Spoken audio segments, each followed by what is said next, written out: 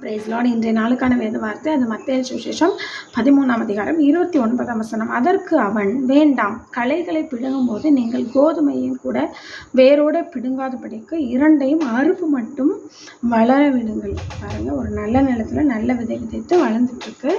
சத்துரு போய் என்ன பண்றான், களைகளை விதைச்சிடறான். களையும் வளருது, நல்ல செடிகளும் வளருது. அப்போ வேலைக்காரர் கேட்குறாங்க, நாங்கள் போய் அதை களைகளை பிடுங்கட்டுமா? எஜமான் சொல்கிறார், இல்லை இல்லை, ரெண்டுமே வளரட்டும். ஏன்னா நீங்கள் களைகளை பிடுங்கும் பொழுது என்ன ஆயிரும், நல்லதும் கெட்டு போயிடும் அப்படின்னு சொல்லிட்டு சொல்கிறாரு. இப்போ இதுலேருந்து என்ன தெரியுது அப்படின்னா, இன்றைக்கு உலகத்தில் ரெண்டு கூட்டத்தார் இருக்காங்க.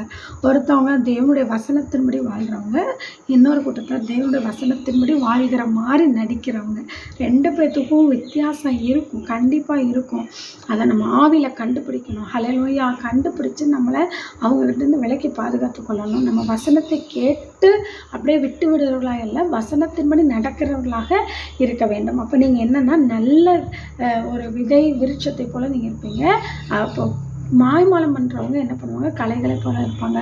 ரெண்டுக்கும் என்ன முடிவு அப்படின்னா, இப்போ அந்த முடிவு வெளியில் வரலன்னா கூட இங்கே எஜமான் சொல்கிறாரு, ஒரு நாள் வரும், அப்போ நான் என்ன பண்ணுவேன், களைகளை முதல்ல பிடுங்கிடுவேன், அதுக்கப்புறமா பலன் தந்தவைகளை தனியாக பிரிச்செடுப்பேன்னு சொல்லி. ஆகவே சில நேரங்களில் உண்மையற்றவர்கள் மத்தியில் இருந்தாலும் சரி, சில நேரங்களில் தேவனுக்கு பிரியமில்லாதவர்களை கூட ட்ராவல் பண்ணுவதாக இருந்தாலும், நம்ம உண்மையும் உத்தமாக நம்ம இருக்கும் பொழுது ஒரு நாள் வரும், அந்த நாளில் தேவனுடைய நீதியை விளங்க பண்ணுவார். அந்த நாளில் நாம் யாருங்கிறத மற்றவங்களுக்கு வெளிப்படுத்தார். ஆகவே பொறுமையாக இருங்க, அவசரப்படாதீங்க, நிதானமாக இருங்க.